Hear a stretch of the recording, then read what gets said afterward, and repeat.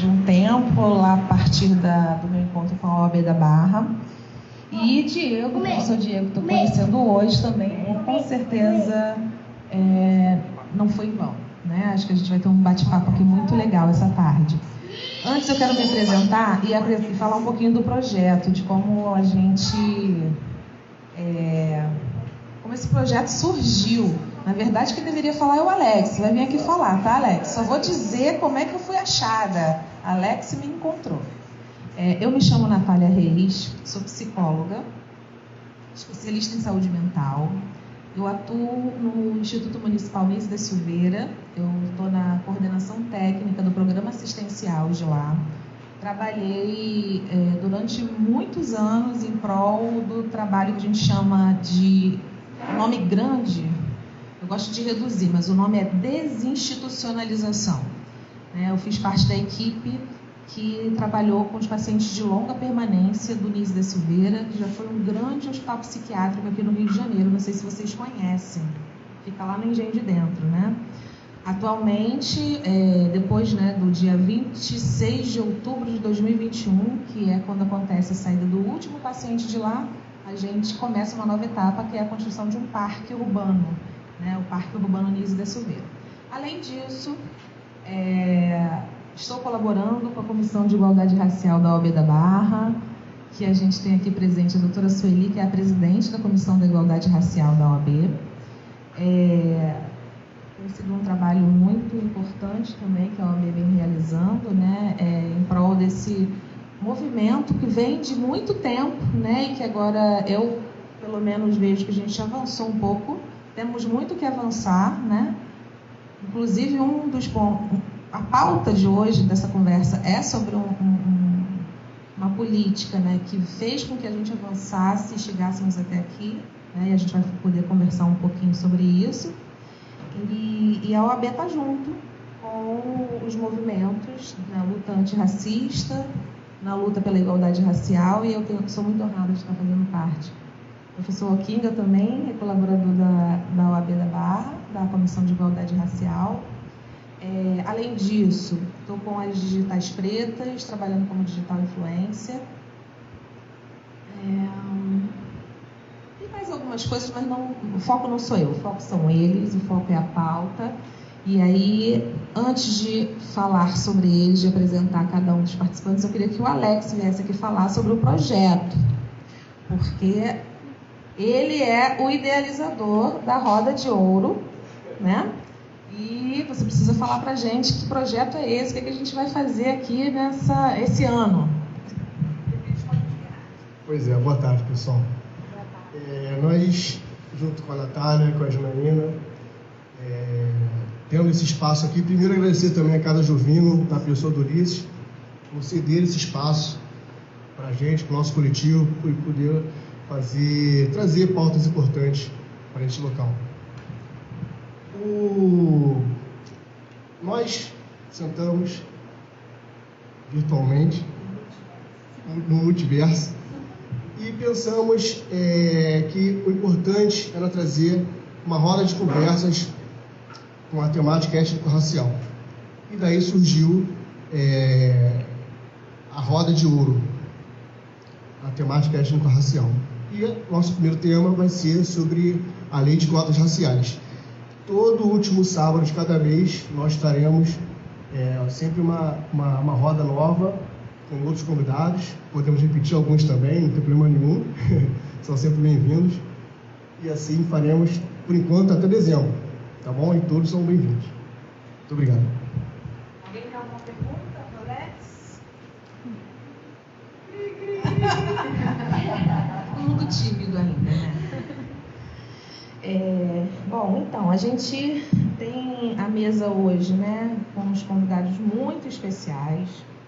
Acho que é importante a gente dar notícias, porque foi anunciada a presença do Carlos Mink, que é o coautor da Lei das Cotas Raciais, mas ele está num outro evento lá em Mangaratiba, super longe. A gente ainda ficou esperando para ver se seria possível, mas Alex recebeu uma informação agora que ele ainda está por lá. Então, a gente resolveu seguir aqui com o nosso processo, e quem sabe em outra oportunidade, Alex? acrescentar nisso que era muito importante estar conversando com o professor Diego o porquê do primeiro tema ser sobre a lei de cotas raciais. Nós estamos passando por um momento que a lei de cotas ela está em perigo, né? Tanto no estado do Rio de Janeiro como no ambiente federal.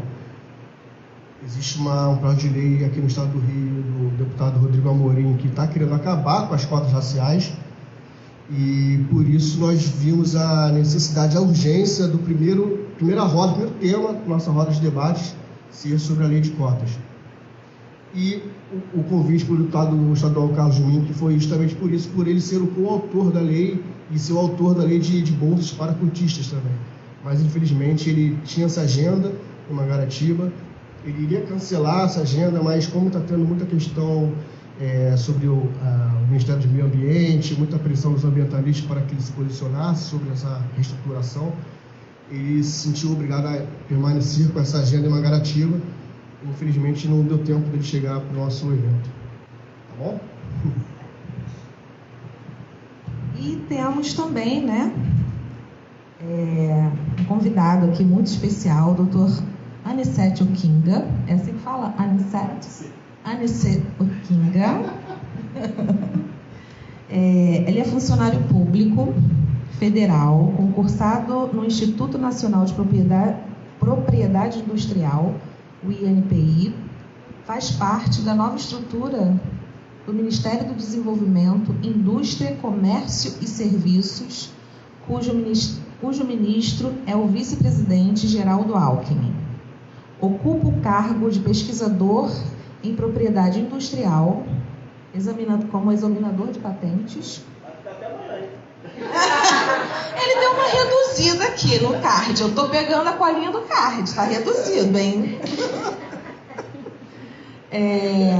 Ocupa o cargo de pesquisador em propriedade industrial, como examinador de patentes na divisão de farmácia desde 2017. Foi eleito presidente da Comissão de Carreiras e Cargos do INPI para o biênio 2021-2023. Foi professor universitário, professor de farmacologia na Gama Filho, para os cursos de medicina, odontologia, farmácia, enfermagem, nutrição e pós-graduação de 2009 a 2014. Professor Oquinga, doutor Oquinga. Temos também minha querida. Eu sou apaixonada por essa mulher, gente. Doutora Sueli, também é longo.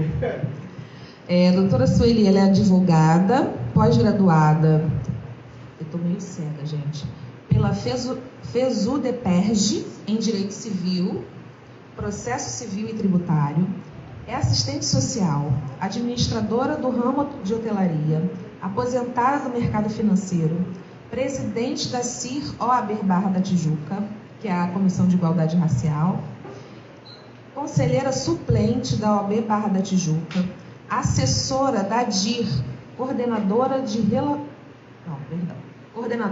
de Intolerância Religiosa, diretora da RARI Rio de Janeiro, Igualdade Racial, diretora jurídica do GP Mulheres Pretas, do GPMS, membro da Rede de Mulheres Negras, da Comissão da OAB Mulher, GT Mulheres Negras, GT de Violência e Gênero, Comissão de Direitos Humanos da OAB da Barra da Tijuca, é delegada de prerrogativas da OAB da Barra da Tijuca, consultora da CEGES da OAB da Barra da Tijuca. Também com a linha do card, mas eu sei que tem mais coisa.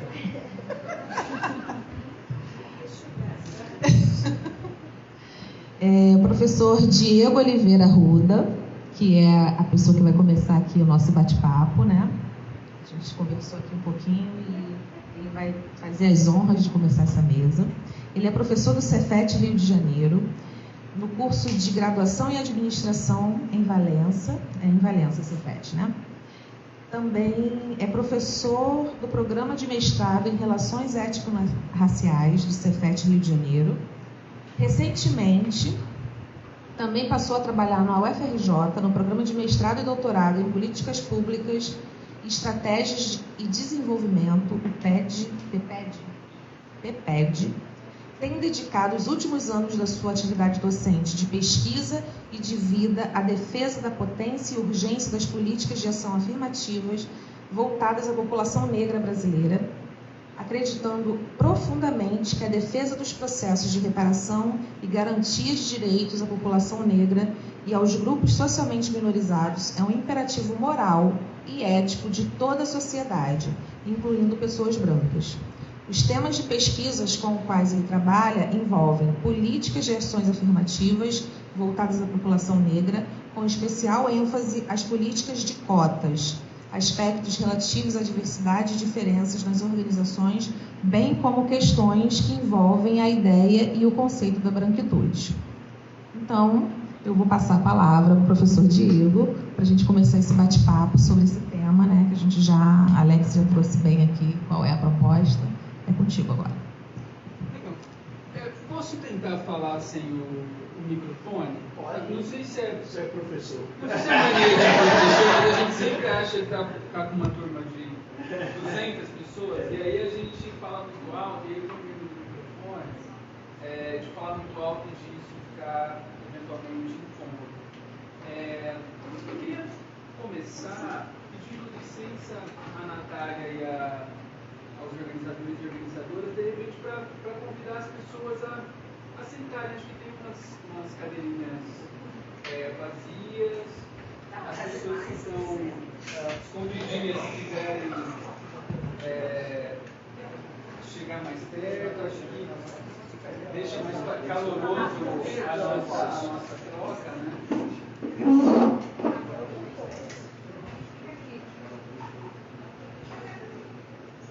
Acho que todo mundo consegue. Oi?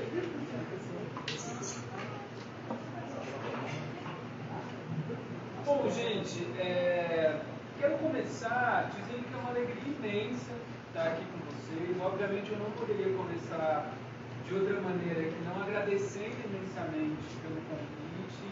E aí eu fiz questão de anotar aqui para eu fazer alguns agradecimentos pontuais, né? Primeiro, quero começar agradecendo ao Projeto Unidade Coletiva, agradecer a Janaína Oliveira pelo convite. Quando recebi um e-mail da Janaína, fiquei super feliz e aceitei imediatamente o convite por reconhecer a potência, a importância desses espaços para a gente trocar ideias sobre temas tão importantes, tal como o tema da lei de cotas. Agradecer ao Alex Medina também, a Natália Reis pela mediação, a Casa Jovino por nos oportunizar o espaço, e porque é uma alegria também estar com o professor Anicê, com a Sueli, e dividir esse espaço tão potente para a gente conversar sobre a lei de cotas, e agradecer também imensamente as pessoas que estão aqui com a gente e que vão trocar ideias conosco ao longo dos próximos minutos aí. Bom, gente, eu queria começar a minha intervenção citando o título de uma música da cantora, compositora, multi-instrumentista, ativista, mulher negra, que é a Bia Ferreira. A Bia Ferreira tem uma música que eu considero uma aula completa a respeito do tema da lei de cotas. E essa música tem como título Cota Não é Esmola. Acho que é um bom ponto de partida para a gente começar, né? Cota não é esmola. Quando a gente pensa nas políticas de cotas, a gente está falando de direitos historicamente conquistados. A gente está falando de um dever do Estado brasileiro de reparação a todo o processo histórico de violências, de racismo a que as pessoas negras foram submetidas. Então, acho que é sempre importante a gente partir desse ponto de vista. Cota é direito, né?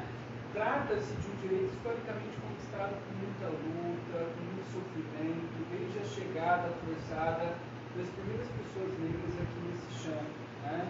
E quando a gente pensa nas políticas de cotas, acho que é importante também a gente partir da perspectiva que a gente não está falando de uma concessão da branquitude, tampouco de um favor, né? A gente está falando de um direito historicamente conquistado. E nesse sentido, eu penso que atualmente, quando pessoas negras se valem do direito do acesso às cotas, essas pessoas elas estão fazendo gestos de muita deferência e respeito a todas e todos que vieram antes e que lutaram muito para que as políticas de cotas efetivamente fossem uma realidade, né? E aí, nesse sentido, queria pedir a licença da Larissa para citar uma frase que ela, em um determinado momento, dividiu em uma turma em que estivemos juntos, em que ela apontou, né, que as políticas de cotas elas representam uma herança, né, de todas e todos que vieram antes e que lutaram muito para que essas políticas públicas efetivamente se materializassem. Então, acho que é super importante a gente partir dessa perspectiva para a gente começar a pensar as políticas de cotas, a lei de cotas, não é? E aí, dito isto e considerando esse ponto de partida, daqui em diante eu queria dividir a minha fala em dois momentos estruturantes.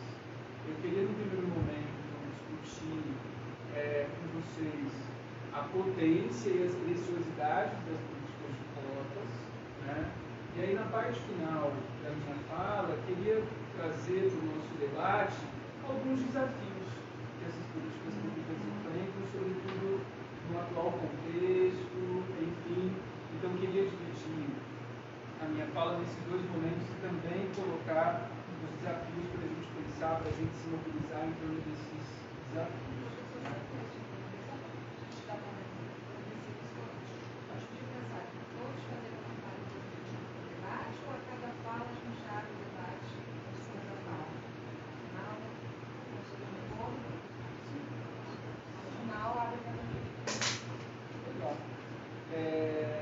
Bom, falando então das potências e preciosidades, eu dividi aqui rapidinho 4 aspectos, que para mim são 4 elementos de potência e 4 preciosidades das políticas de cotas. O primeiro, e talvez o mais importante, é que as políticas de cotas elas ampliaram o acesso de pessoas negras à universidade, aos cursos das instituições públicas de ensino, né? Tem um dado, que é um dado do CIMOP, que é o Sistema de Monitoramento de Políticas Étnico-Raciais, que atualmente está sob a gestão do Ministério dos Direitos Humanos e da Cidadania. E esse dado do CIMOP aponta que em 2012, que era um período em que, a despeito de a gente ter algumas iniciativas localizadas de universidades que implementavam políticas de reserva de vagas a pessoas negras em seus processos seletivos, e talvez o Rio de Janeiro seja um caso emblemático de um estado que tinha essas iniciativas em contexto regional. Em 2012, as pessoas negras, pretas e pardas, eram 21% das pessoas matriculadas nos cursos superiores das instituições federais de ensino. Isso significa dizer, então, que a cada 10 pessoas matriculadas em 2012 em cursos nas instituições federais de ensino, 2 dessas pessoas eram negras. Quando a gente salta de 2012 para 2018, esse percentual de pessoas negras, pretas e pardas, matriculadas em cursos superiores das instituições federais de ensino, esse percentual salta para 46,8%. Né? Então, nesse intervalo de 6 anos, desde a promulgação da Lei 12.711 no ano de 2012, que é a lei que criou, em âmbito federal, um sistema de reserva de vagas para pessoas negras, desde 2012 até 2018, então, a gente está falando de um movimento que resultou na duplicação da quantidade de pessoas negras em cursos superiores das instituições federais de ensino. E acho que esse é um dado muito eloquente da pertinência das políticas de cotas em permitir que mais pessoas negras, mais pessoas pretas e pardas acessem os cursos das instituições federais de ensino. Né? Então, a gente está falando de uma política pública que ampliou decisivamente o acesso de pessoas negras nos cursos superiores. Um outro elemento que eu coloquei como um elemento de potência, de preciosidade, que acho que é importante falar, é a dimensão do desempenho. Né? Me lembro que, no contexto ali do ano de 2012, quando a Lei 12.711 estava sob debate no Congresso, havia esse temor, né, que daqui a pouquinho eu vou tentar justificar para vocês que é um falso temor, né? Havia o temor de que as cotas representariam uma diminuição do desempenho acadêmico, representariam uma queda da qualidade dos cursos das instituições públicas de ensino. E aí a gente já tem uma série de estudos que demonstram que esse medo era mera falácia, né? Uma vez que de 2012 para cá a gente tem vários estudos que demonstram que não houve qualquer tipo de queda em termos de desempenho. E quando a gente compara o desempenho acadêmico de cotistas e não cotistas, a gente está falando de desempenhos que se equivalem em uma série de dimensões, né? E isso provoca a gente a reconhecer que todo esse temor de que as cotas representariam uma queda da qualidade e assim sucessivamente, é um temor que é fruto de uma visão racista, de uma lógica racista, né? E quando esses argumentos a respeito da qualidade são provenientes de pessoas brancas, a gente está falando de uma estratégia da branquitude para não perder privilégios e para não lidar com seus próprios medos e suas próprias frustrações, né? Teve um estudo bastante interessante que foi feito no ano de 2020 no âmbito da Unesp, da Universidade Estadual Paulista Júlio de Mesquita Filho. É uma universidade estadual do estado de São Paulo, e eles fizeram um estudo com mais de 30 mil alunos e alunas matriculadas nos vários cursos da Unesp, e fizeram essa comparação do desempenho de alunos cotistas e de alunos não cotistas. E esse levantamento bastante amplo que foi feito no âmbito da Unesp foi bastante ilustrativo de que nesse grupo de mais de 30 mil alunos e alunas não havia qualquer assimetria em termos de desempenho acadêmico quando a gente olha para o desempenho de cotistas e quando a gente olha para o desempenho de não cotistas. Então, esse tema do desempenho acadêmico de cotistas é um tema já suficientemente bem superado pelas pesquisas acadêmicas, né? De modo que, no contexto em que a gente vive atualmente, quando esse tema vem à tona, é fruto única e exclusivamente de uma lógica racista, de uma lógica que tenta criar barreiras para esse acesso de mais e mais pessoas negras ao espaço da universidade. E aí, dito isso, queria entrar num terceiro elemento de potência das políticas de cotas, que é o fato de que a entrada de mais pessoas negras na universidade representou um movimento transformador para essas instituições. E aí aqui queria começar essa reflexão citando a intelectual, professora da UFMG, professora emérita da UFMG e ex-ministra à época do governo Dilma, que é a professora Dilma Lino Gomes. Ela tem um livro que se chama Movimento Negro Educador. E acho que quando a gente pensa nessas contribuições que mais pessoas negras proporcionaram para os espaços acadêmicos, acho que essa ideia de movimento negro educador é bastante importante para a gente pensar essas contribuições, né? Na medida em que mais e mais pessoas negras passaram a acessar o espaço da universidade, passaram a acessar o espaço dos cursos superiores, isso provocou uma verdadeira revolução nas universidades. Seja porque começou todo um movimento ali de combate a processos de racismo institucional, a partir do movimento organizado desses estudantes, dessas estudantes, pessoas negras, né?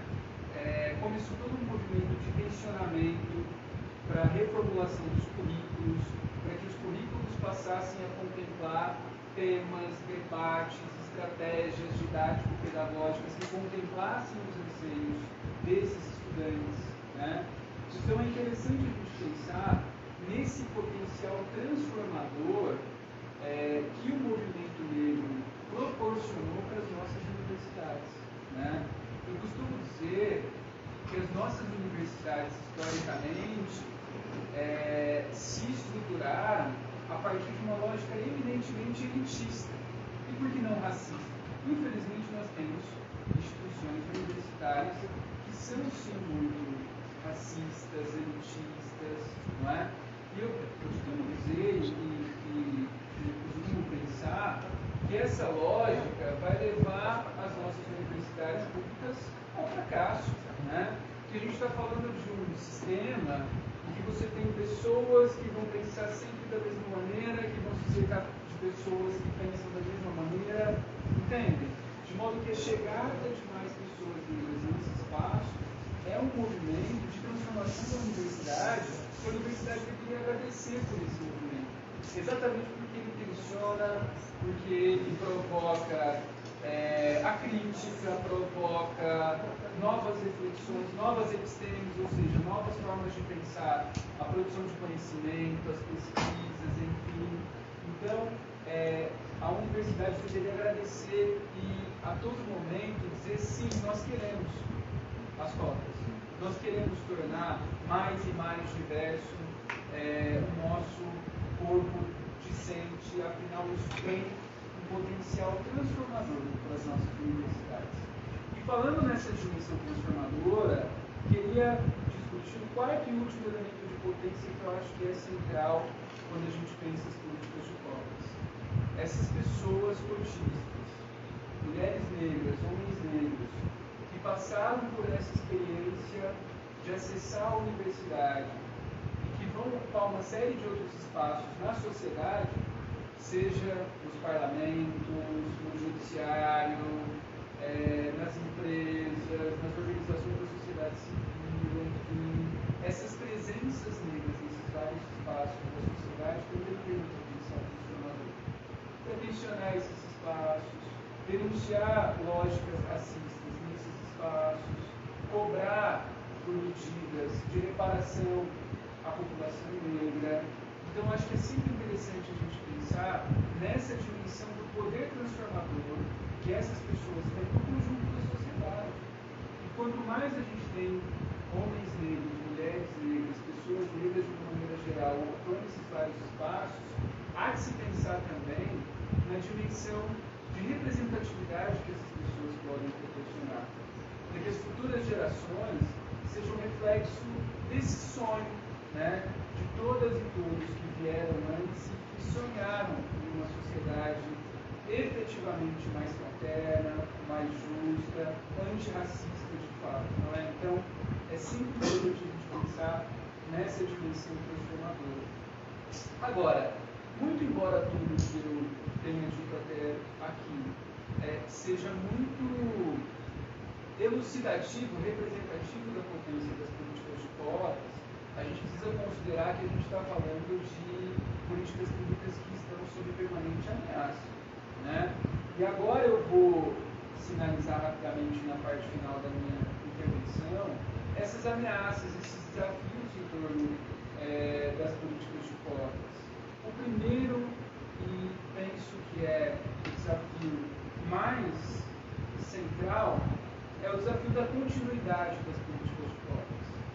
Quando a gente pega o texto normativo, o texto legal das políticas públicas, das leis, vamos dizer assim, que instituíram sistemas de cotas para o acesso à universidade, para o acesso ao serviço público, enfim, quando a gente pega esse texto da lei, a gente vê normalmente a indicação de um prazo limite para a vigência daquele dispositivo, né?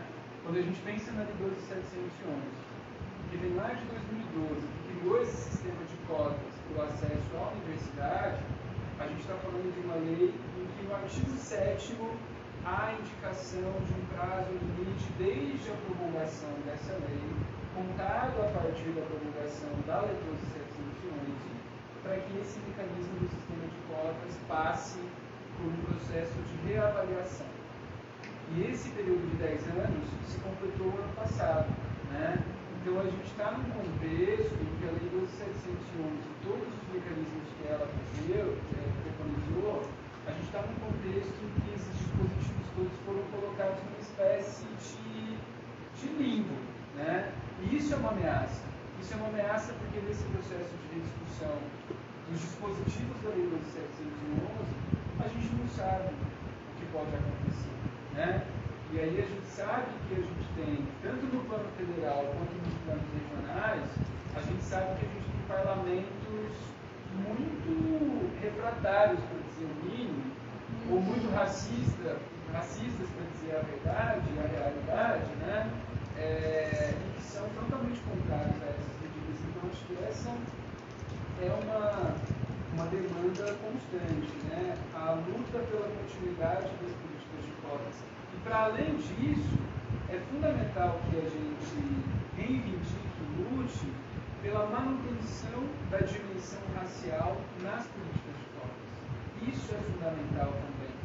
Quando a gente pega o texto normativo da Lei 12.711, popularmente, a gente associa a Lei 12.711 a uma lei de cotas raciais. Essa visão é um erro. Quando a gente leva em conta o texto da Lei 12.711, a gente está falando de uma lei de cotas socio-raciais. Afinal de contas, os primeiros dispositivos que a lei considera são os dispositivos de fundo social. O primeiro recorte é o recorte de escola pública, né? Então, a pessoa precisa ser egressa de escola pública. O segundo recorte é a dimensão de renda econômica. E aí sim vem um recorte relativo à dimensão racial. Por que eu estou dizendo isso?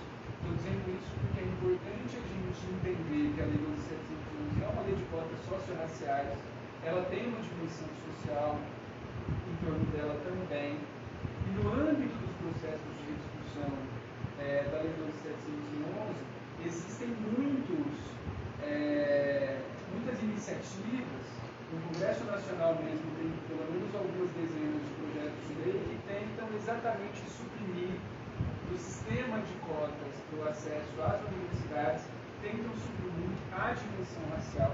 E isso seria uma ameaça, que seria frontalmente contrária a esse movimento de viabilizar e de permitir de maneira afirmativa a entrada de mais e mais pessoas negras na universidade. Então, é fundamental a manutenção da dimensão racial nas políticas de cotas.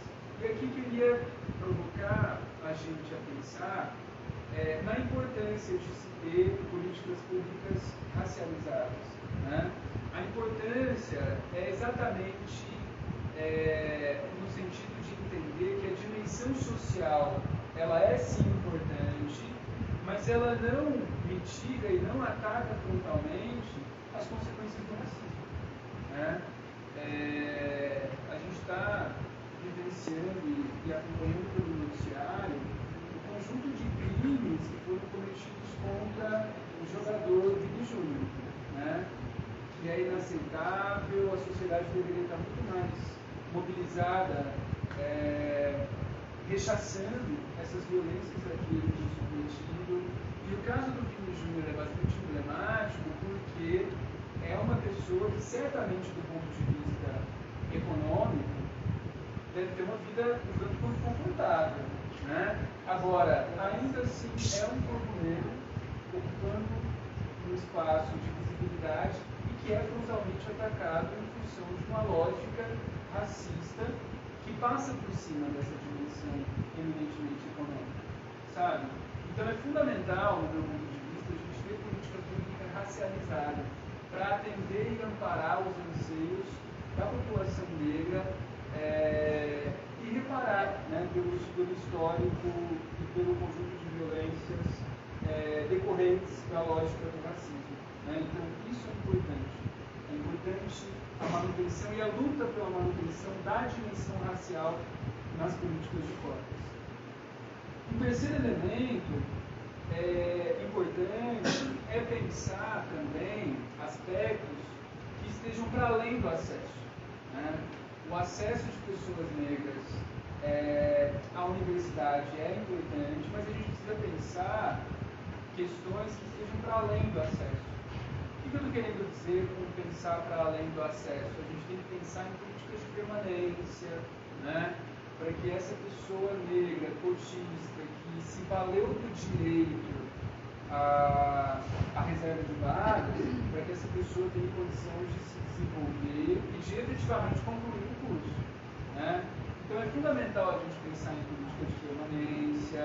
E aí, quando eu falo de política de permanência, eu estou sim falando das bolsas, dos auxílios estudantis, né, para que os estudantes, as estudantes, negros e negros tenham condição de arcar com todas as questões ali de alimentação, estadia, moradia, deslocamento. Isso é super importante. Mas pensar permanência implica em pensar em aspectos que estejam para além das bolsas de auxílio estudantil. É fundamental a gente pensar os currículos dos nossos cursos, né, para que esses currículos reflitam os anseios, a história, a trajetória, as experiências das pessoas negras que estão acessando esses cursos, né? E repensar o currículo não é só repensar o currículo no campo das humanidades. Essa é uma visão racista, inclusive, né? E normalmente nas escolas de humanidades isso é feito de uma maneira, digamos, mais proativa, né? Agora, repensar o currículo precisa acontecer nas escolas de engenharias, nas escolas de saúde, no campo da medicina, no campo do serviço social, no campo da psicologia, nos vários e vários campos do saber. Isso é fundamental a título de política de permanência, né? Para reconhecer a trajetória, o saber fazer, as experiências desses estudantes cotistas que acessam a universidade. E na sequência, um quarto desafio, por isso que eu estou terminando, tá, gente? Um quarto desafio que eu acho que é importante é a integração entre as políticas de cotas. O que eu estou querendo dizer com relação a isso? Recentemente, participando de um seminário com o professor José Jorge de Carvalho, da UNB, discutiu-se exatamente essa necessidade de integração entre as políticas de cotas, né? Tem muitos autores que têm chamado a atenção para a necessidade de se desenvolver aquilo que a gente tem chamado de segunda e terceira ondas das políticas de cotas. A segunda onda seriam as políticas de cotas no acesso aos cursos de pós-graduação. Isso é super importante, né? Para a gente oportunizar essa trajetória formativa também nesse âmbito da pós-graduação, a mais e mais estudantes negras e negros, né? E aí é importante a gente dizer que algumas universidades implementam políticas de reserva de vagas na pós-graduação, mas a gente não tem uma lei que discipline em âmbito federal essa reserva de vagas na pós-graduação, né? E aqui vou falar rapidinho da experiência da UFRJ.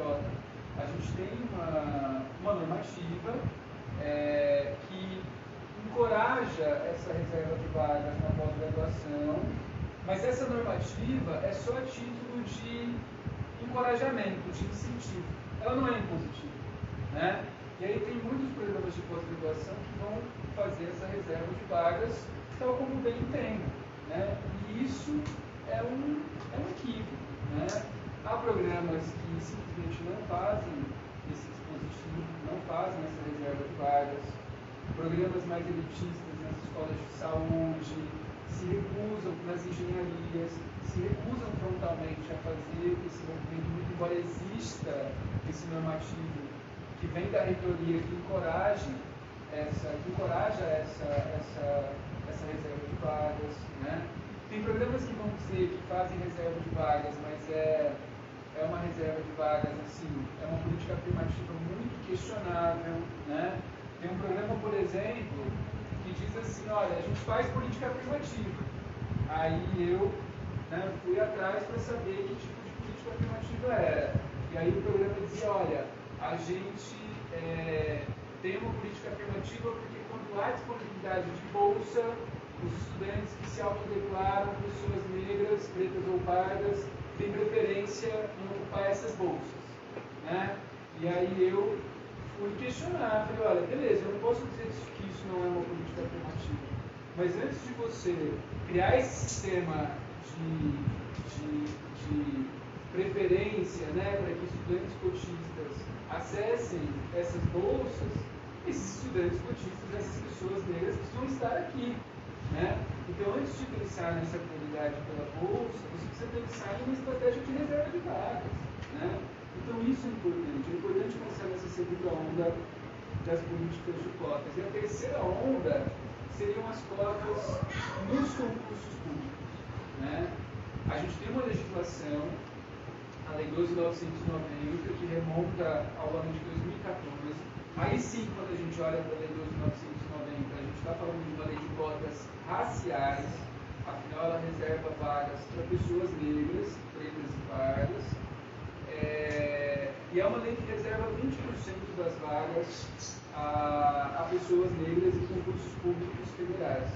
Só que a gente tem uma série de estudos, vários deles produzidos pelo mestrado em Relações Étnico-Raciais do CETED, que demonstram, né, o quão essa legislação tem sido negligenciada, sobretudo quando a gente olha para os concursos mais elitizados, concursos na magistratura, nas carreiras de Estado, os concursos inclusive para a área de docência.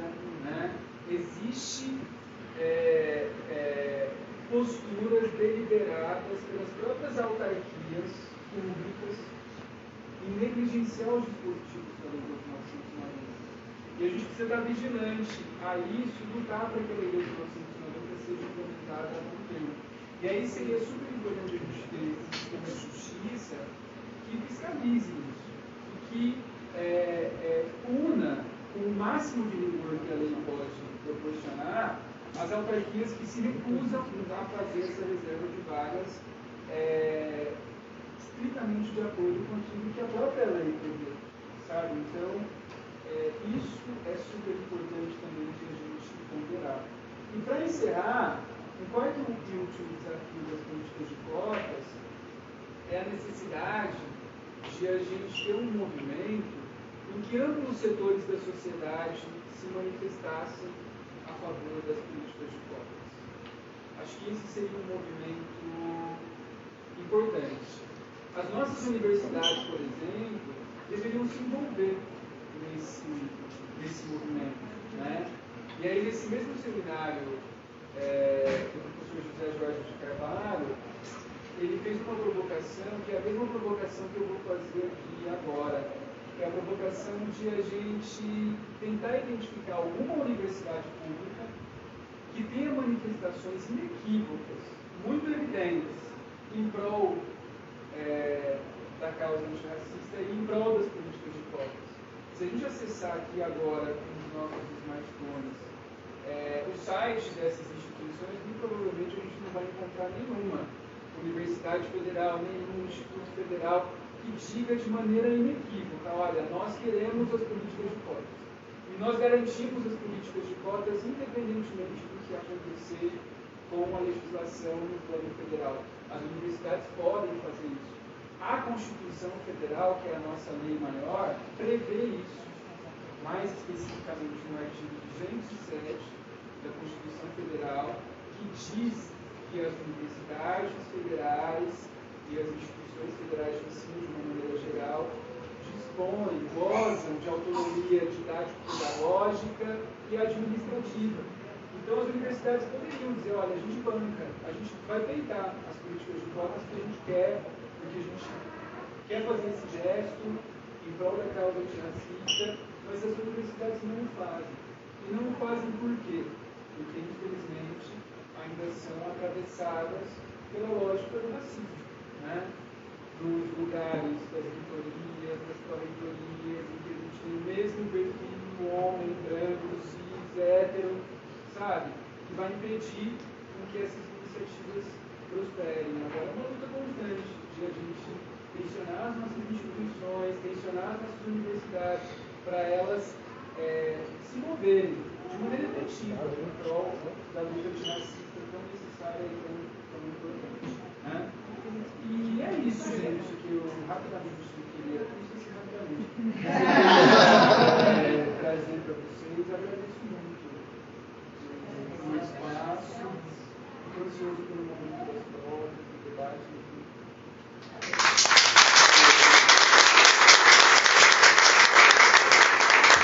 Nós que agradecemos essa aula, né? Uma aula sobre a lei de cotas e sobre os desafios que a gente tem pela frente, né? Mas vamos deixar, eu fiz alguns comentários aqui, mas vamos deixar no momento que a gente abre o debate. Vou passar a palavra agora para o doutor Sueli. Espera que eu posso fechar não. Eu posso fechar não. Foi o seguinte, o rapaz que está com isso, está com a camisa branca no... Boa tarde a todas, todos e todos. Depois dessa aula do professor, realmente... Eu acho que não precisa, o eco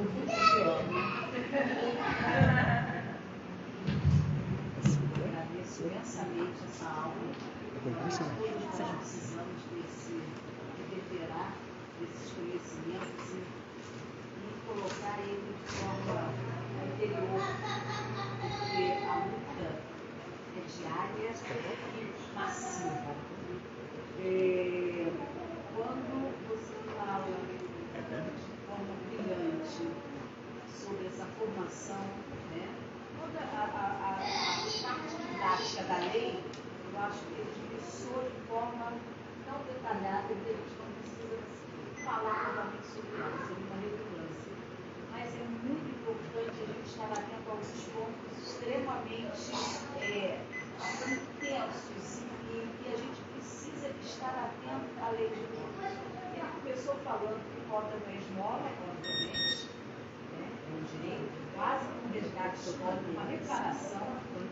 Precisamos cobrar isso porque é maravilhoso a gente ver, eu falar a linguagem que eu falo também é a comissão. A gente costuma culturizar na comissão que eu presido, na Comissão de Igualdade Racial, espaços para os negros. A gente trabalha muito de nós para nós. E quando a gente está numa mesa com uma pessoa velha, não negra, trabalhando e cobrando cotas, falando sobre cotas para nós, é aí que a gente começa a ver o quanto a gente precisa ainda lutar pela igualdade. Por quê? Quando a gente vê tudo que foi escrito, formulado, direcionado para cotas e até as exigências para que ela realmente seja efetiva, a gente vê que quem está colocando a mão para fazer não somos negros, são brancos. O trabalho, por que ele não dá certo? Porque a gente não consegue colocar pessoas negras para fazer política com nós. Pessoas que têm a dor, que sabem do nosso. Ele sabe, ele está colocando, tem uma postura de racista pela própria colocação dele, mas é de suma importância a gente saber que. E por que a gente não chega? Por que a gente precisa lutar para furar essa bolha, ultrapassar essa linha, como diz a turma? A gente precisa fazer coisas dentro de nós. Da mesma forma que se oportuniza para agora a gente tem que dar algum poder de fala para nós precisamos também começar a gerir, a fazer, a executar. A gente não quer piedade, a gente não quer favor, então a fazer aquela coisa que faz de conta, que é aquela lei que está linda no papel, mas não tem nenhuma efetividade, é aquela lei que é feita para não pegar, igual a 10.3.9, que é para ensinar a nossa estudo da África, de onde vem a nossa ancestralidade, para falar da nossa história efetivamente, como ela é e não como mandaram contar. E a gente não consegue. É uma lei linda, maravilhosa. E faz. Não existe interesse. Por que não existe interesse? Porque pessoas velhas, não negras, que estão lá na direção e que fazem todo o currículo, que fazem todo o direcionamento. Então é de suma importância a gente continuar a luta e essa vigilância para que a lei das cotas permaneça, para que a gente exija o cumprimento dela e que fique atento, porque existem vários projetos de lei realmente melhorando, aquela que até 2062, que vai. Mas isso não ocorre. Enquanto comissão, você vê o nível, que não é um nível comum. A gente atende vítimas de racismo. E foi trazido um reitor, um candidato a ser o primeiro reitor de uma universidade pública negro. E ele veio com a denúncia. ele estava sofrendo racismo para... Você participou, porque a gente não trabalha quando a gente faz um atendimento, nossos atendimentos não são a vítima com o advogado, a gente faz uma junta de atendimento. E a gente sempre foi um psicólogo, criminalista, a vítima, e eu normalmente estou presente. Aí você vê a esfera, mesmo você chegando, olha aquele professor, mais de 30 anos dentro de uma universidade, tem uma história que poucos têm. Isso é uma segurança da própria universidade, que ele atua há anos. Então, mesmo você tendo as cotas, até quando chega lá em cima, eu sempre digo, as pessoas de pele negra muitas vezes oportunizam de forma solidária alguns favores. Eles dizem que são uma concessão, eu quero, mas sempre naquele estado, você tem que estar sempre abaixo. A partir do momento que você chega para desafiar ou para disputar a igualdade no espaço dele, aí a sua pele vai falar mais alto. A cor da sua pele fala mais alto. E a gente precisa, e a gente faz para sobreviver, para continuar lutando. Estamos aqui, o Kinder, que é da minha comissão, 4 cursos universitários, um histórico absurdo. Sempre me enaltece falar, porque 2 vezes passou em primeiro lugar para o concurso disputadíssimo, num cargo federal que quase ninguém tem. Mas a gente sabe, a gente finge que não vem, a gente insiste. E assim a gente vai insistir nas cotas também. Vamos precisar lutar muito, porque eles querem nos tirar. Óbvio, isso está incomodando, principalmente quando chega na hora dos concursos, estão até estudar, não deixar de ser. Eles acham ainda que a gente não vai conseguir. Eles insistem, porque você sabe, quem é negro sabe que a gente não vive um crime de racismo um ato isolado. A gente vive todo dia a gente é desafiado a provar a capacidade. Mesmo você chegando, estando onde estando no local que você ocupou com muita dificuldade, você chega e você não tem aquela credibilidade que você, essa chegou, se ela chegou, não, de jeito nenhum. Vai todo dia tentar ver, te confrontar para ver se você está ali mesmo. E isso é normal, porque infelizmente a gente já nasceu com essa luta e não tem formas da gente ultrapassar isso, senão tendo aquela obstinação. É muita força de vontade, força da ancestralidade de dizer, eu vou seguir o meu caminho, independente do que eles digam. Porque essa é a forma. A lei está muito ali, tem tem as reavaliações, tem as datas, tem as coisas que tem que ser feitas, tem que a sociedade civil tem que participar, tem até as contas sociais, que a UERJ como pioneira, foi a primeira a desenvolver e colocou, pelo menos está no papel, efetivamente eu não sei a ver, mas dizem que tem alguma creche para oportunizar algumas infraestruturas para que os alunos, porque o negro, ele vai, até se ele for para a cota, ele já tem que ir com um certo suporte, porque ninguém pode fazer uma faculdade pública, estudar 12 horas num dia. Ele tem que trabalhar, ele tem casa, ele tem família. Mesmo se ele entrou, ele precisa sobreviver. Ele não vai em igualdade com aquele filho da Patricinha, o filhinho de papai, que vai lá para uma outra condição com o dinheiro da passagem, ele vai ter hora para estudar. Ele vai sabendo que ele vai sair de manhã, depois ele vai ter que fazer um emprego alternativo, ele vai chegar em casa, ele vai ter que fazer a comida, vai fazer a marmitinha, ter a família. Ele já vai com um diferencial de obstáculos que é inegável. A gente sabe que o trajeto para um é reto e para o outro é uma corrida de obstáculos. E o negro que sobrevive e que ultrapassa essa linha, eu sempre digo, eu não sei se eu conheço, se não conheço, se é meu amigo, se é meu inimigo, é preto Negro chegou com batendo palmas. Porque eu sei que a luta dele não foi normal. Entendeu? Porque a gente até fala, né, no termo de Lava Jato, nem oportunizar para ser corrupto. O primeiro que sempre vai ser avaliado, vai ser auditado e vai ser averiguado, vai ser o mesmo. Todo mundo chega lá, os outros estão roubando, mas ele vão olhar a ficha, vão ver o histórico, procedência. Então, nem isso ele chega. Então, a gente já sabe que a gente precisa estar ocupando esse lugar de direito, que eu digo que é um resgate histórico, é uma reparação. Cota não é favor, não é esmola, e a gente não está tomando lugar de ninguém. Quando se chega, a gente chega com uma vontade tão grande, com tanta gratidão aos céus por ter conquistado, que a gente consegue ultrapassar os que já estavam lá. Isso já foi comprovado, inclusive.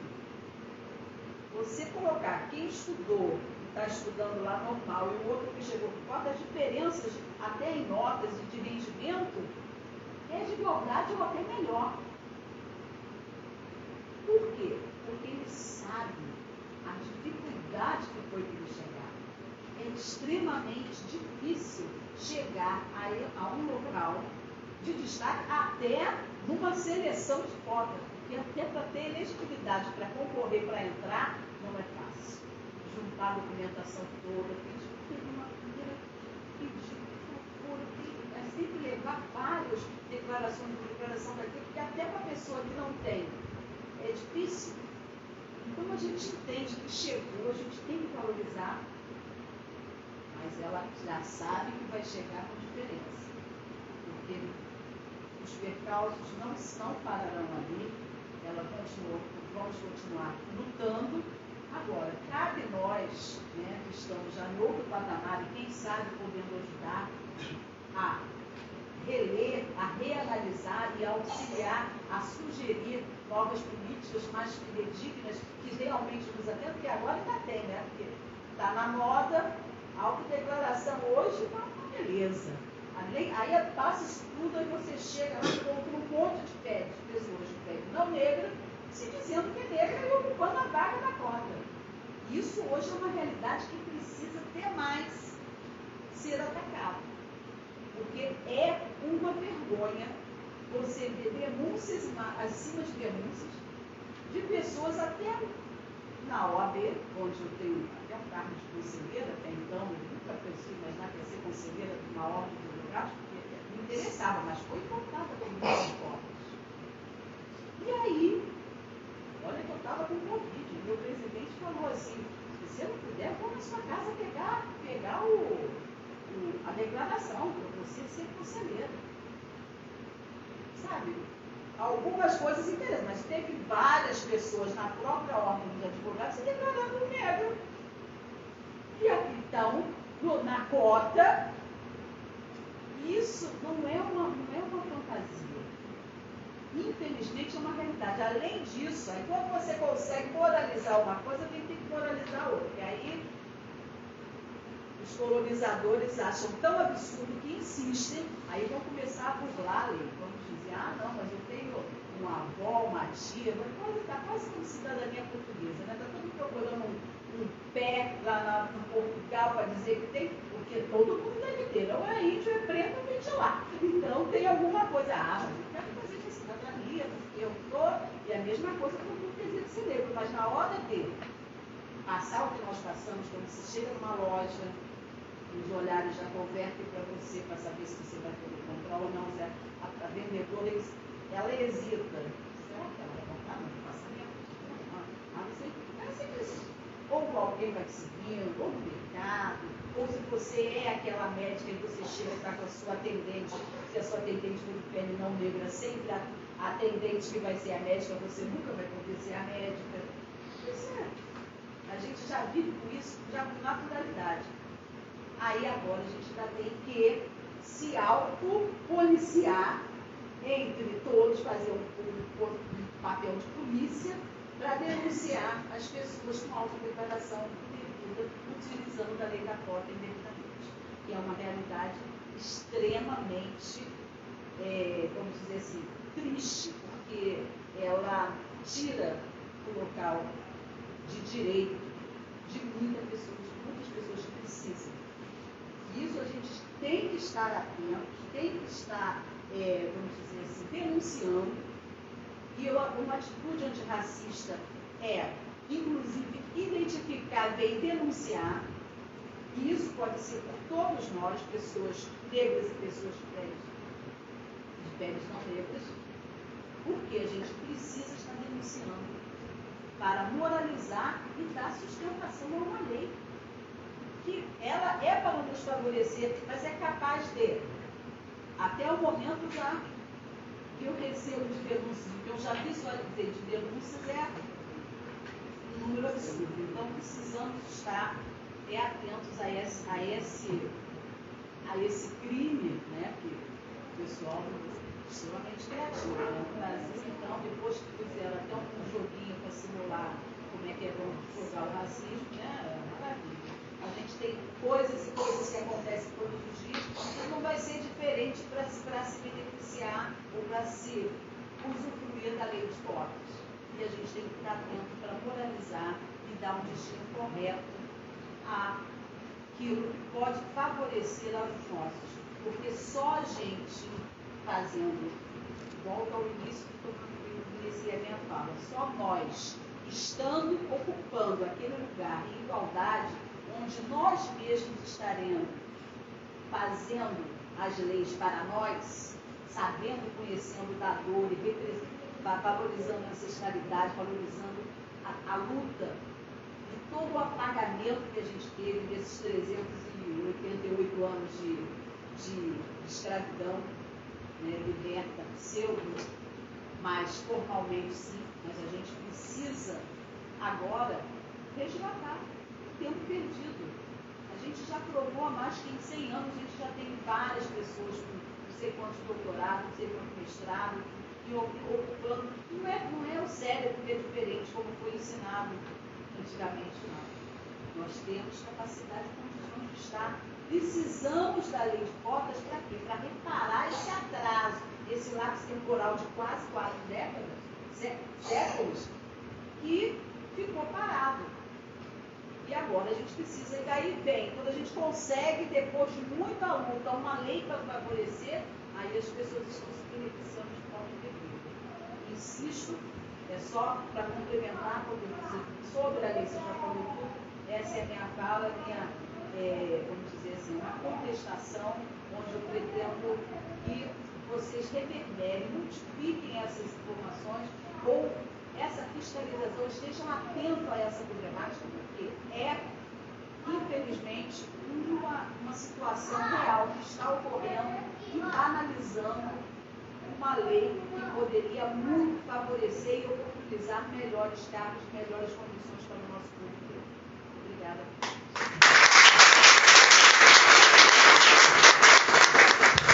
Vocês entenderam porque eu sou apaixonada por ela, né? Ela fala de um jeito, né, que a gente tem isso, vamos resolver essa questão, apesar de colocar todo o desafio que temos pela frente e a realidade, né? O dado de realidade. A pessoa pode ter o poder aquisitivo que já é, né? A cor de pele chega primeiro, né? Mas a gente se alimenta, né? Quando a doutora Sueli traz aí a perspectiva dela. E é isso. Seguirei apaixonada por você. Certo? Vou ficar sem microfone. Acho que eu vou fazer uma voz de trovão. Então, primeiramente, eu quero agradecer, né, o convite. Obrigado, Alex, meu filho. Obrigado, Ricardo. Quero agradecer também a presença de você aqui. Uma maravilhosa aula. Falando sério, o que é seu também? O que é esses dados depois para mim? O que é tudo isso para mim, sabe? Não, falando sério, isso foi uma aula. A gente estava dentro da sala de aula do Cefet, né? Você estava realmente nos explicando sobre a lei de cotas, suas grandes vantagens, né? Gostei muito, parabéns mesmo. Eu quero realmente depois perguntar contigo em relação a essa questão. Porque não está ouvindo, vou falar alto daqui a pouco. Daqui a pouco. Vou falar alto. E quero agradecer aqui, claro, minha presidenta.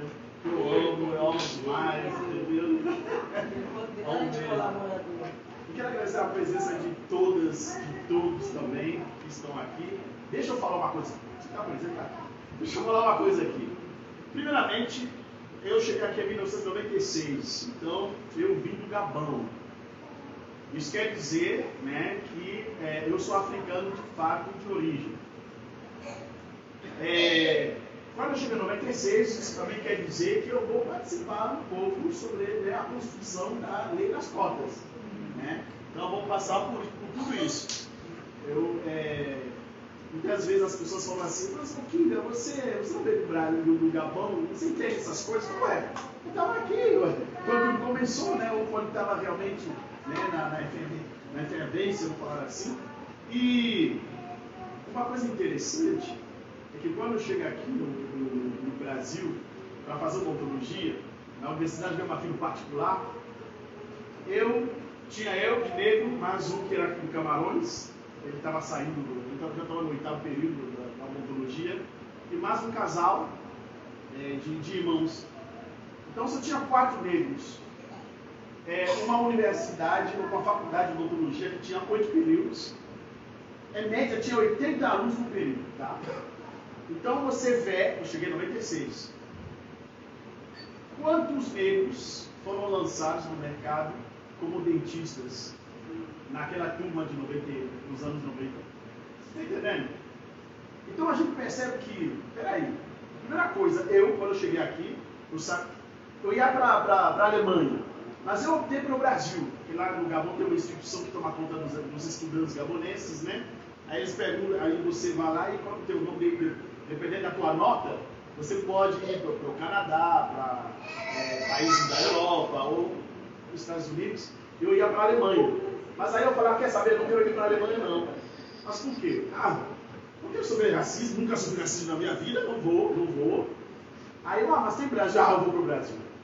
No Brasil pelo menos tem Pelé e tem as Amazonas, é assim que a gente fala. Então lá com certeza eu vou me sentir no Gabão. Quando eu chego no Brasil, eu começo a ver que não é bem assim não. Desci no aeroporto do Rio de Janeiro, falei, não, isso aqui não é Brasil. Aí eu fui para Brasília, porque eu fiquei um ano lá, um mês, né, na embaixada, para poder aqui no Brasil. Eu só tinha brancos. Aí eu falei, cara, eu acho que eu não estou no Brasil. Não, isso aqui é Brasil, mas cadê as Amazonas? Onde estão assim os negros? Tem sim, tem Salvador, não sei o quê. Aí tem favelas. Aí eu pensei, achando um pouco estranho, né? Aí quando eu voltei aqui para o Rio de Janeiro para odontologia, falando sério, não somente odontologia, a minha esposa, eu a conheci, em 96 também, ela fazia fisioterapia. Toda a turma dela só tinha na fisioterapia uma única negra na época, a Carla, amiga da minha esposa. Aí, claro que no início você não entende o que está acontecendo, porque se torna uma coisa realmente normal. E essa normalidade que a gente sabe que acontece com o racismo estrutural, né? Então, tudo isso me chamou muito a atenção na época. E uma coisa interessante é que eu só vou ter um letramento racial muito tarde realmente. Eu posso lhes dizer que o meu letramento racial realmente ocorreu, foi de uma maneira autodidata mesmo, a partir olha só, cheguei aqui em 96. Eu sofri racismo como dentista. De fato, sofri mesmo, de verdade. O paciente pular na cadeira e fugir. Fugir de verdade. Parece que eu estou exagerando. Não estou. Não, gente. Eu fiz por participo. Aqui no hospital do estado. Aí eu fazia a parte cirúrgica. E o meu amigo, o doutor Martinelli, na quinta-feira ele tinha um paciente que ele queria realmente fazer a retirada, a gente vai dizer, odontia dos sisos. E ele combinou comigo, eu falei, beleza, eu fui lá, cheguei até antes dele, fui no quarto, aí eu estava descansando, a secretária veio me chamar, que o paciente já estava ali, estava na cadeira com o doutor Martinelli. Aí quando eu cheguei, o doutor Martinelli falou, aqui está o doutor Anicê, hoje todo mundo chama de Kinga, né? Mas é Anicê, então o doutor Anicê.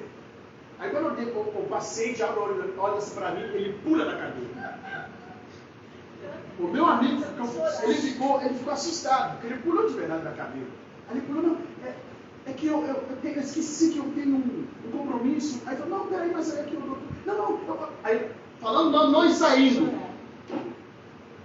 Aí o doutor Martins olhou assim para mim, falou, cara, essa coisa existe mesmo. Porque ele não acreditava. Aí eu falei, eu já te falei, cara, que existe. E aí ele foi embora, mas olha só, a culpa não é dele. Muitas vezes a culpa não é daquele rapaz, não, estou falando sério. É assim mesmo que eu falei com o doutor Martinelli.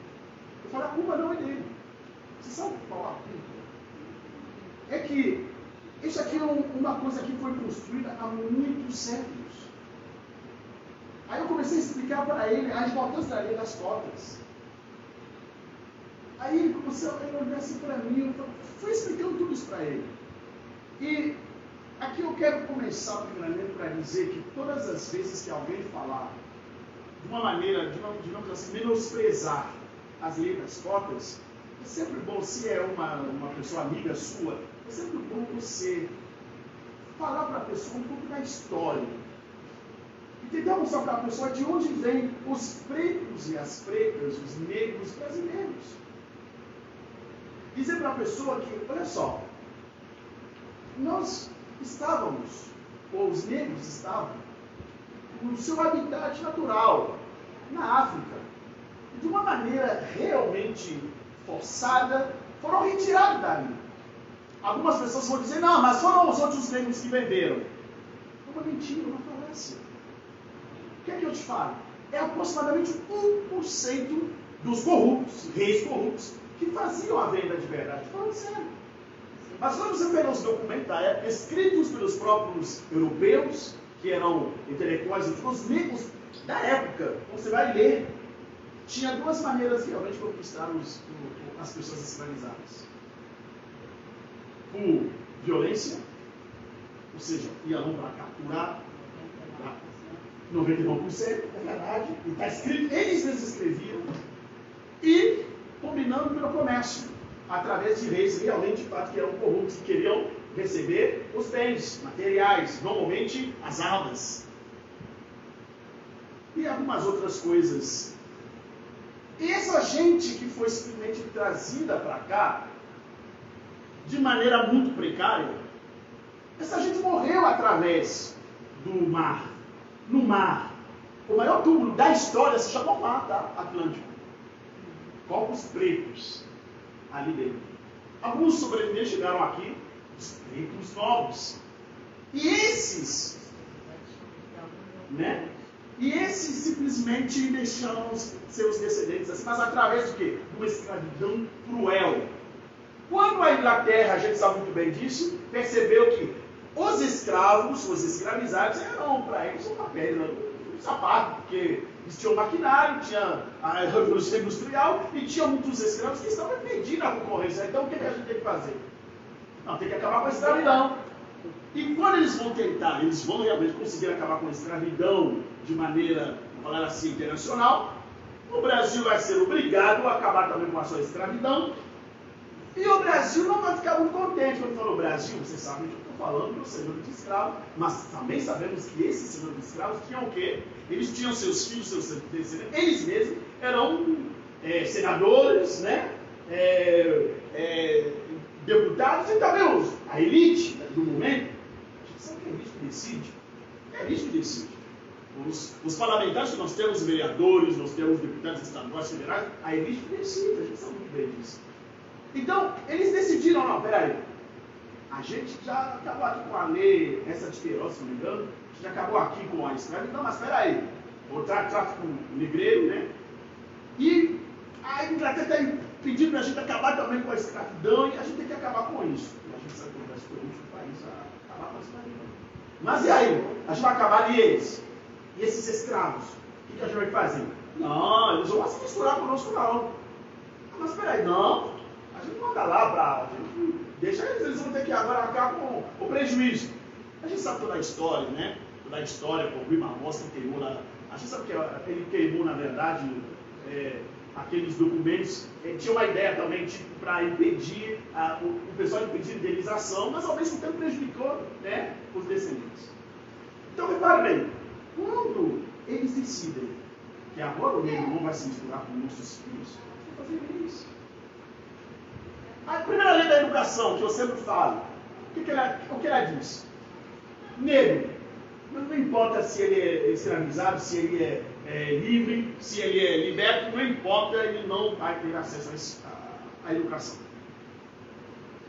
Teve se não me engano, uma constituição que colocou até eugenia dele, impedindo o negro também de ir para a educação, para estudar. Mas não somente isso, tem que impedir também que as terras, não pode ter terra, acabou. Na época, a terra era uma coisa, né? A gente sabe que hoje os grandes fazendeiros, né, muitos deles vieram de lá também, né? Fundiários e tudo. Então, repare bem, o negro não tem educação, não tem terra, outra lei, por exemplo, do sexagenário, então a gente sabe que isso aí não chegava a 60 anos. Ventre livre, tudo isso foi estruturado de maneira legal. Quando chega em 1988, na libertação. Estou feliz no dia 13 de maio, mas o dia 14. Não, prestem atenção. Aonde você liberta? Vamos dar então uma terra para você, já que você sabe cultivar? Vamos dar uma terra para cada família, ou de repente para 3 famílias. E eles vão cultivar, vamos dar subsídio, de repente para eles, financeiro, para ver se eles possam, né, fazer ali, poder trabalhar na sua família, ter dinheiro, e também crescer igual. Não foi isso, não tem terra, não tem educação. Se tiver educação, porque alguns senhor de escravo gostou. Algum abolicionista, de repente, não, cara, vou tirar para ele para estudar, o teu filho para estudar, vou dar comida para ele. Onde foram os negros, então? Pergunta é essa. Onde foram os negros? Eles não podiam... Tinha uma outra lei, esqueci a lei que ele não podia votar. Imagine você, porque ele era analfabeto, não pode votar. Se ele não pode votar, ele não pode escolher, de repente, uma mulher como deputada, não pode escolher um homem negro como senador. Ele não vota. Ele não era um cidadão. Ele continua objeto, animalizado. E olha, ele foi marginalizado. E aí a gente tem as favelas. Depois vem aqui o Código Penal. Aí o Código Penal para quê? Para perseguir o cara novamente. Se ele está andando, vem cá. Tem documento? Tem trabalho? Preso 6 meses. 6 meses, mas ele não sai. Naquela época, quando você coloca um homem de família que está procurando comida para os seus filhos, 6 meses na prisão, você acaba de fazer o quê? Destruir toda a família. Esse é o negro hoje que a gente olha para ele através das cotas e a gente fica, não pode, tem que ter meritocracia. Mas que meritocracia? Se não houve desde lá atrás, foram aproximadamente 4 séculos. Então, reparem bem, quem fez isso? O Estado. Porque foi no Senado que eles decidiam essas leis. Foi o Estado que permitiu na época, claro, a escravidão. A partir do momento que já entendeu, o Estado entendeu que errou com os próprios pretos, eu tenho que fazer alguma coisa para poder tirar eles daí. É a educação uma grande porta. Mas tudo isso, a gente sabe que quando o Estado decide, na época que o escravo era isso, não sei o que, agora o Estado está decidindo que os descendentes de escravos no Brasil vão ter, por exemplo, uma cota para poder entrar na universidade.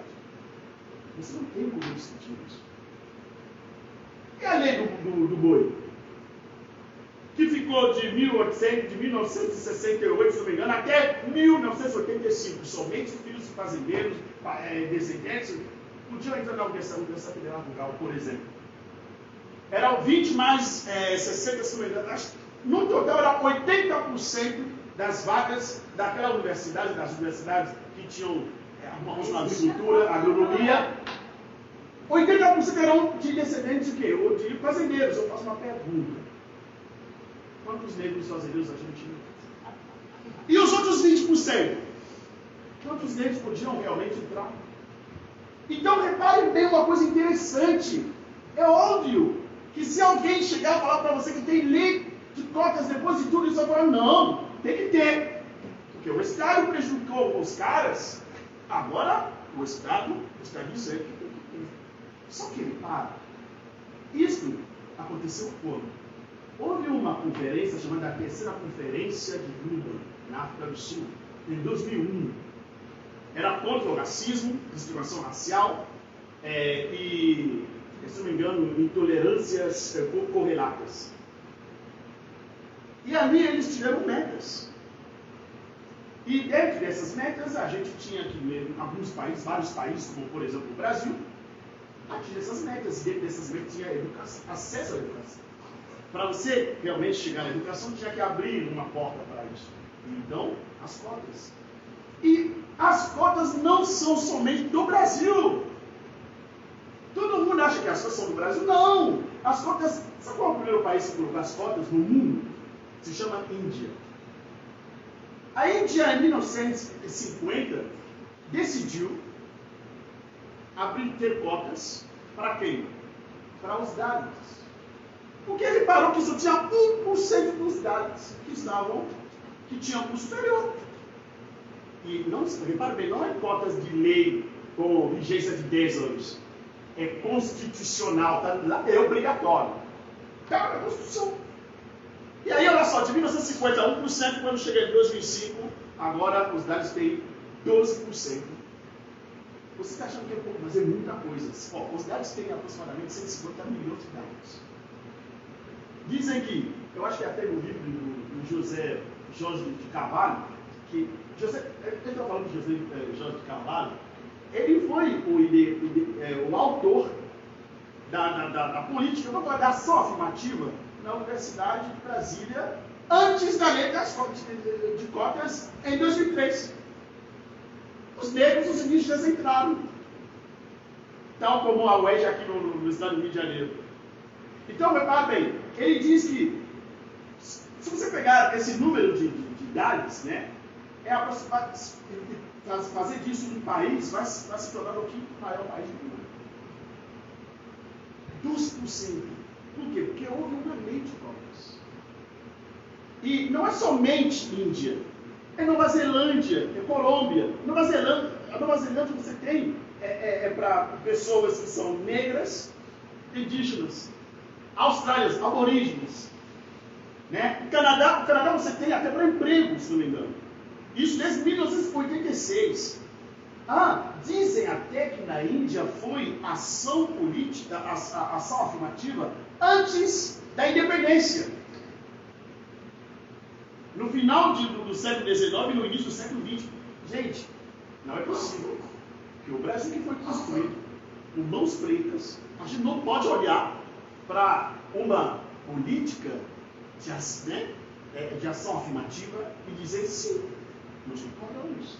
E aí eu vou realmente concordar com o professor. É porque tem gente racista. E exatamente essa gente racista que mantém e que quer destruir a parte racial da política de ação afirmativa, social. Quando a pessoa fala assim, mas a lei de cotas, eu falei, você falou que lei de cotas. Então, lei de cotas. Você entendeu a palavra? Ele está no plural, então você só faz as cotas? As pessoas acham que é só cota racial. Não, ele vem aqui. 100% das vagas, 50% ampla concorrência, 50% aí vem aquele que estudou no ensino público, na escola pública. E ali você tem 25% aqui, aquele que tem uma família que tem um salário mínimo de aproximadamente 1,5 vezes o salário mínimo, e o outro tem mais, 25%. E desses 25% você tem aqui PPI, pretos, pardos e indígenas. E você tem PCD, pessoas com deficiências. E aí você tem as outras pessoas. Isso, ou seja, não é a política, a lei de cotas, a política de ação afirmativa que diz respeito à lei de cotas, não é somente racial. Racial é apenas um detalhe dentro dessa lei de cotas. E até uma pessoa que disse, acho que é a professora Vanessa Camargo, se não me engano, ela disse, Machado. Ela disse uma coisa interessante, ela disse, gente, mesmo que fosse apenas lei de cotas, seria mesmo assim lei de uma política de ação social. Ela continua sendo ação social, por causa de toda a história que eu acabei de contar para nós. E é isto, eles querem acabar com isso, porque são racistas de verdade. porque querem perpetuar os privilégios da branquitude, querem perpetuar, querem manter o racismo estrutural que foi estruturado lá quando a escravidão estava para acabar. Aí eles estruturaram tudo isso que nós estamos vendo aqui hoje. E é claro, eu não tenho nem como mais colocar alguma coisa que eu já disse tudo. O que é que essa lei nos trouxe? O que nós podemos melhorar, eu já disse tudo. E realmente, uma das perguntas que a gente pode se fazer é: mas será que realmente esse número que eles falam, eu sei que eles fizeram o estudo de dados, eu fico me perguntando, será que todos eles são realmente pretos, pardos, indígenas? Porque as comissões de identificação têm ultimamente, e nem todas as universidades, a gente tem aproximadamente 69 universidades federais, nem todas elas não são. Então muitos dizem, eu sou, porque se declarou preto, pardo, e o indígena ele entrou. Eu sei que eu estou falando isso. No INPI, quando eu fiz o concurso, alguém entrou assim. Ainda nas outras, eu estou falando aqui agora, tem que denunciar, foi denunciado. E no final ela até mesmo. Mas ela passou por uma comissão de identificação. Ou seja, quem está lá na comissão de identificação? Mais uma vez, pessoas que querem perpetuar a mesma bandidagem. É bandidagem. Então a gente tem realmente muitas coisas a fazer. Precisamos que essa lei continue. Claro que nós não queremos essa lei internamente. Alguém me disse um dia, mas a gente só precisa. Gente, eu falei demais, né? Já 23 minutos, vou terminar agora. Gente, mas a gente precisa, assim, de uma escola pública básica boa. Isso vai ser, eu acho isso muito melhor do que pela racialização. Eu falei, não, peraí, racialização já fomos racializados. Agora, se você quiser realmente uma escola básica boa, deixa eu te falar uma coisa. Vai levar 55 anos para o menino de hoje conseguir chegar onde a lei de cota levou muita gente. E agora? E outra coisa, para você realmente fazer em 55 anos tem que ser perfeita, tudo bem que ninguém segue. Brizola, por exemplo, e Darcy Ribeiro, trouxeram aqui no estado do Rio de Janeiro o CIEPS. O que aconteceu depois quando o outro governador veio? Pá, acabou. A mesma coisa, você vai querer fazer uma escola, depois vai vir alguém para vender, como nós vimos no outro governo que queria fazer isso, para privatizar aquilo que é público, porque a gente sabe que aquilo que é público é para o negro. É verdade. Mas é para o pobre. Tá bom. Pobre, você está com negro pobre. Você falou o seguinte, por que não é para pobre? Eu falei, para pobre. Não é para pobre, é para pobre, meu amigo. Vamos lá, eu explico aqui. Mas aí também, podia ser, mas outra coisa. Digamos que seja apenas para pobre. Quantos negros vão comparecer? Quase todos. Então não importa, quer seja para pobre, quer seja, como é mesmo, educação pública, sempre será para negro. Porque o racismo estrutural, que as pessoas falam, racismo estrutural não existe. Tá bom, o racismo estrutural fez exatamente a gente chegar onde nós estamos. E como ela disse, não é que nós somos, o negro, como diz Gobineau, o negro não tem uma inteligência capaz de criar. Mentira, toda a criação brasileira, desde os tempos de Kemet, do Egito, é verdade. A luz é um negro. Então, mas não é ele, o Pico, que estava ali trabalhando, ele era apenas um sócio, um acionista, vamos falar assim, na época quando o GPS é uma negra. Eu posso citar, a funcionária é negro, o elevador é negro. Gente, eu sou examinador de patente, eu trabalho na propriedade industrial. Quando eu vou olhar ali, o celular, o pai do celular, da primeira célula mesmo, negro. Você vai olhar assim, ele só dá negro. Mas por quê? Porque todas as vezes, não importa a cor, você está diante de uma situação de necessidade, você inventa. E o negro acaba inventando, ele está exatamente nessa situação. Porque é ser humano. Eu ainda acredito que um dia eu vou olhar para qualquer pessoa. Eu olho e vejo isso. E dizer, um irmão, uma irmã. Um irmão branco, uma irmã branca, um irmão amarelo, não importa. É meu irmão e minha irmã. Mas os racistas não têm isso. Racista olha para mim e acha que a minha cor vai contaminar e tem nojo. Não, nojo ninguém, meu amigo. Isso aqui é lindo, toca aqui, isso aqui é do caminho. Gente, terminei e se ele quiser falar.